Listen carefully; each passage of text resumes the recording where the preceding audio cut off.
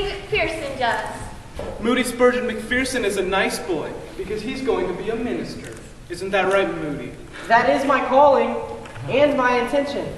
And so I must set a good example early on. Well, I'm going into politics and get elected to Parliament, so I don't have to be nice. Help! Put it out! Nobody's going to be anything if we're late coming in from recess. Mr. Phillips said we had to be seated by second bell, or we'll be punished. Has anyone seen Diana? She always makes me at recess. I saw her sitting under the big maple tree. I think she was writing something. Oh, look at those boys scampering down from those spruces. Gilbert Blythe climbed the highest of all. Isn't he irresistible, Anne? He's handsome enough, but he shows off too much. Half of the girls are dead gone on him, and I'll bet you are too. He's much too bold. He's always tying girls' braids together when they're not looking. And on his first day back to school, he winked at me. Well, he did. We're going to be late, come on. I'm not dead gone on Gilbert Blythe, Carrie Sloane, and I'm not the only one who isn't. Hurry, Anne, before the second bell rings. I'm coming, Ruby, but I have to find... Oh, here she is. Diana, I've been looking everywhere for you. Since your mother won't let us sit together or play after school, recess is the only time we can visit.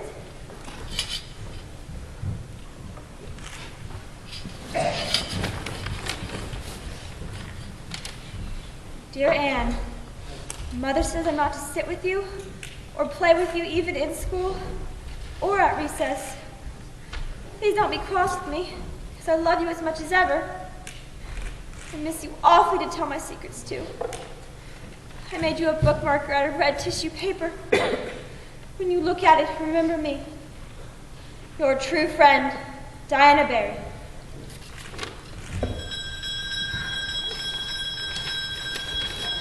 My own darling Diana, of course I am not cross with you.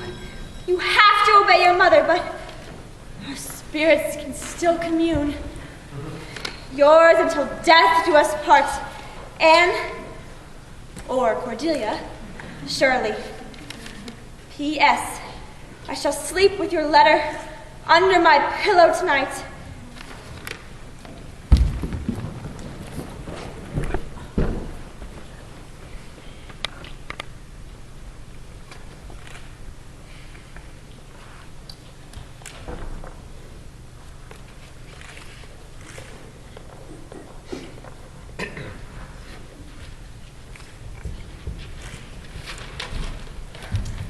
And Shirley, you are tardy. Perhaps you'll be more punctual in the future. Find you sit with Gilbert Blythe, who is occasionally late himself. I wish he'd punish me that way. Quiet, everyone. May I remind you, while it is still early in the school year, you must study hard at all times. Whether you finish school this year or next, whether you're beyond that, your ultimate goal is to pass the entrance examinations to Queen's Academy in Charlottesville. Now, I know some of you cannot afford to go to Queen's, and others' parents may not allow them to go. But for now, assume that someday you'll be taking those exams and you'll do your best to pass them. Who knows? Maybe an Avonlea student will win the coveted Queen's Gold Medal. Or better yet, the Avery Scholarship, highest of the scholastic honors in the maritime provinces. Now work on your fractions. Will you take our work, Mr. Phillips? Later, Ruby, I must help Prissy, Miss Andrews, for she will soon be taking the exams herself. And you're actually getting to sit with Gilbert Blythe. What kind of punishment is that? Worst kind. Stop it! Quiet, everyone. Prissy, Miss Andrews needs to concentrate.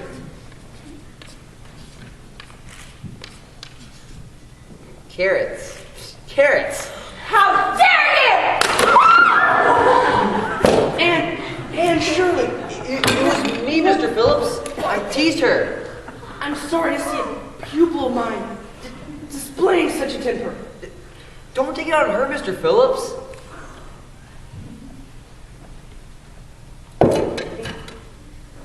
Anne Shirley must learn to control her temper. Now, you will stand in the corner next to the wastebasket and hold this slate above your head for all to see. Now, until I ring the bell, you may, if you have finished your fractions, talk quietly, very quietly amongst yourselves.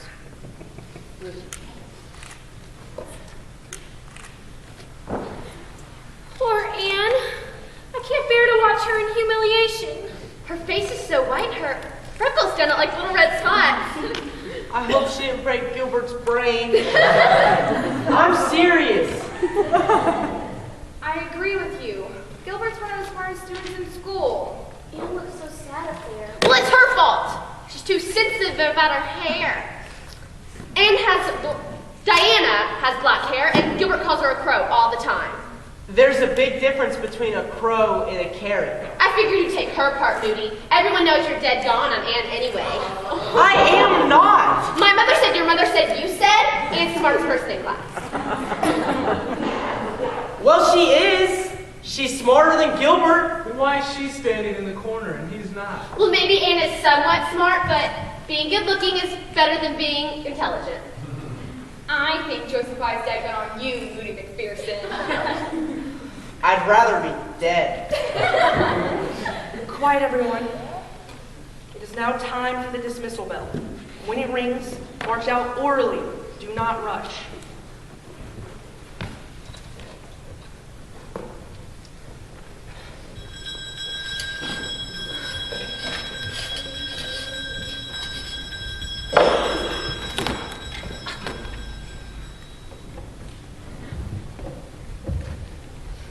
I'm awfully sorry I made fun of your hair, Anne.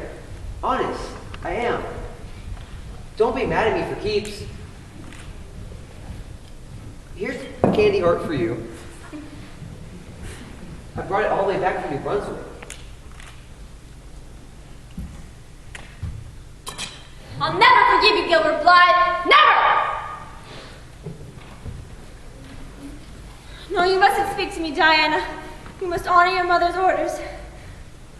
Oh, I have been humiliated beyond belief. And look at this. Mr. Phillips left the E off my name. That settles it. I'm never coming to school again. Nobody, not even Marilla, can make me. Oh, Diana and I won't ever see each other again. But in the years to come, thy memory shall shine like a star over my lonely life. I read that somewhere. Wilt thou give me a lock of thy jet-black tresses and parting to treasure forevermore?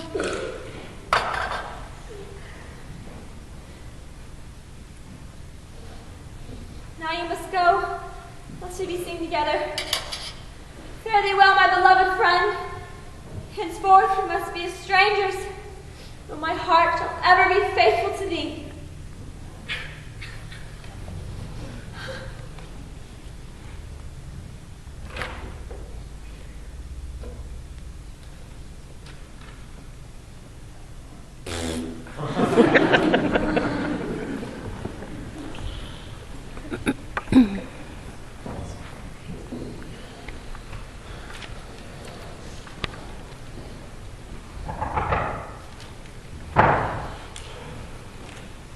Is Marilla ready? She'll be down in a minute. She's just taking to Anne. Is the little thing sick? If she is, it's probably over that business about quitting school. I'm glad you took my advice and didn't make her go back. Anyway, she's not missing much. That Mr. Phillips is a terrible teacher. If his uncle wasn't a trustee, he wouldn't have the job. Let's just hope he leaves next year when Prissy Andrews goes off to Queens. If she passes the examinations. You think Anne will ever want to go back to school? Of course. And the less fuss made about it, the quicker she'll go. Well, when she does, I'd like for her to have a nice dress to wear, like the other girls do. Matthew Cuthbert, for once I agree with you. The way Marilla dresses that child is positively ridiculous. Maybe you could figure out something over at Blair's in Carmody. I'll give it to her as a Christmas present. That way Marilla will have to let her wear it. Figure out something real pretty. If I can't find one I like, I make it myself. Oh, with them fluffy things on the sleeves, like the other girls wear. Puffs. Of course, it'll be the latest fashion. Sorry to hold you up, Rachel. Anne, Mrs. Linda's here. Come down and say goodbye to us. We'll be gone in a couple of days. You ought to come with us, Matthew. Half the town's going, and might be your only chance to see the premiere of Canada in person. Matthew's not big on political rallies. Maybe he's afraid I'll embarrass everyone when I ask the premier why he won't give women the vote. Goodbye, Marilla. Mrs. Lind. Have a nice trip to Charlottetown. Lawful hard, child. What are you doing wearing that old granny cap? She doesn't have lice, does she? Oh no, she's okay. That's what it is.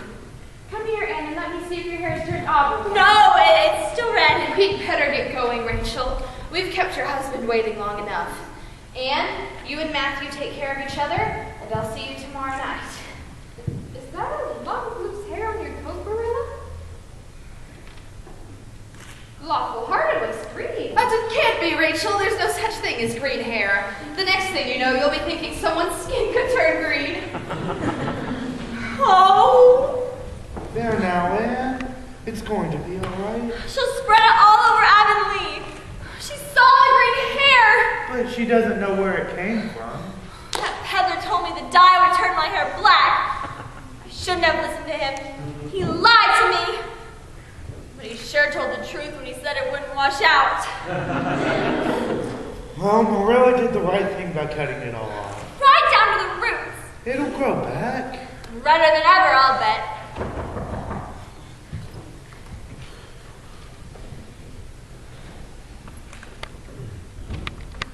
Mr. Cuthbert? That's right. I'm Miss Susan Stacy. Why don't you sit down? No, thank you. I'm in rather a hurry since I'm calling on several families today, although a number seem to be on their way to Charlottetown. You must be Anne.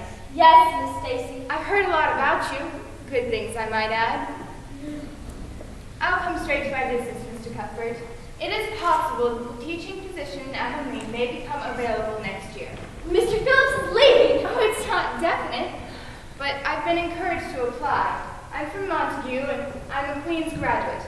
I was second runner-up for the Queen's Medal, and I might have gotten an Avery Scholarship had Queen's been given one the year I graduated. I don't say this to boast, but merely to state my qualifications. You sound qualified to me. Why don't you start right now? Thank you for your votes of confidence. I like Avonlea, and I would like to teach here, but I want to teach students who have goals and ambitions beyond Avonlea. Would the brightest and best wish to continue at Queen's or a similar institution? Would the parents or guardians be willing to pay for their children's education in such a place?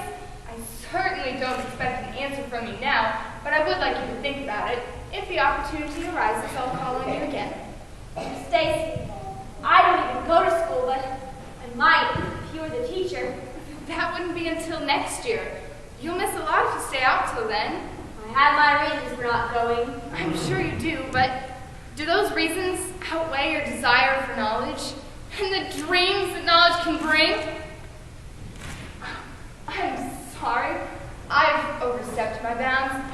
I enjoyed our brief visit. Good day, Mr. Cuthbert, and I hope we meet again.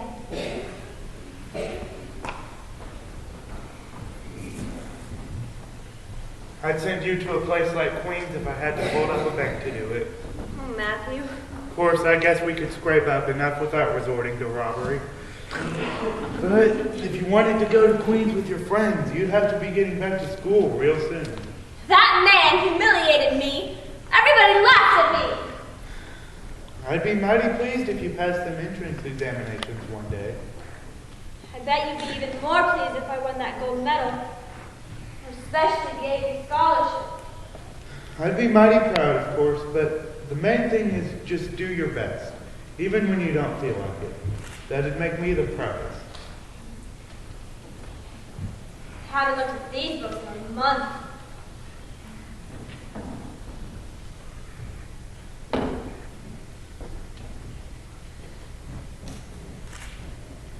I hate geometry, I hate Mr. Phillips, I hate school, and I'm not going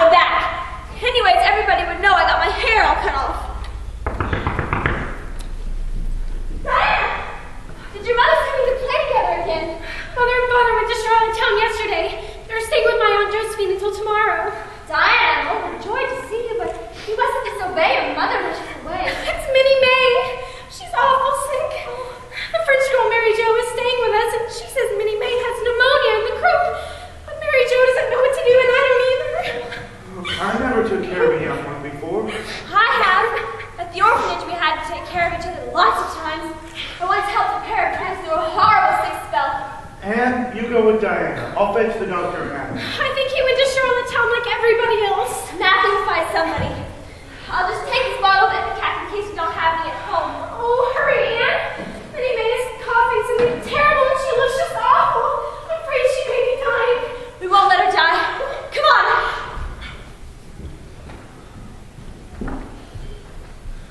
Jerry, are you out there? Just finished shelling the corn, Mr. Cuthbert. Hitch up the sorrel mare. I need to fetch a doctor for the little Barry girl. I may have to go all the way out to Carmody. I'll get right on it. I hope that little girl's going to be all right. The Watsons lost their youngest to pneumonia just about this time a year ago. Sad, sad thing. Well, Jerry, if I'm not back in time, you may have to stay late and do the milking. Don't forget to shut up the hen house before you leave. I think she'll do better in here where it's warmer. The bedroom is too cold. Here, this way. Diana, give me a spoon for the Ipecac. We need lots of hot water. Mary Jo, put plenty of wood in the kitchen stove. Yes, right away. I'll do the best I can. Diana, give me some soft flannel cloths. Do you know where they are? Yes. No. I don't know. Look in a bottom drawer somewhere. Mothers keep things like that in bottom drawers. Oh, Anne. Don't cry, Diana. She's going to be fine. I've seen lots worse than this. Now go get some cloths. Oh, she's sicker than anybody I've ever seen. Fever a mile high. Take this, Minnie May. You've got to take every bit of this medicine. Wake up! Wake up, Minnie May. You've got to get rid of that phlegm. This will make you cough it up. Again.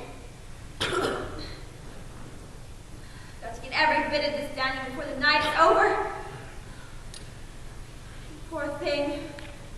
What you're going through is far worse than being humiliated at school or getting your hair cut off, studying geometry, losing your best friend. When this night is over, I'm going to put aside my petty pride and foolish vanity and go back to school.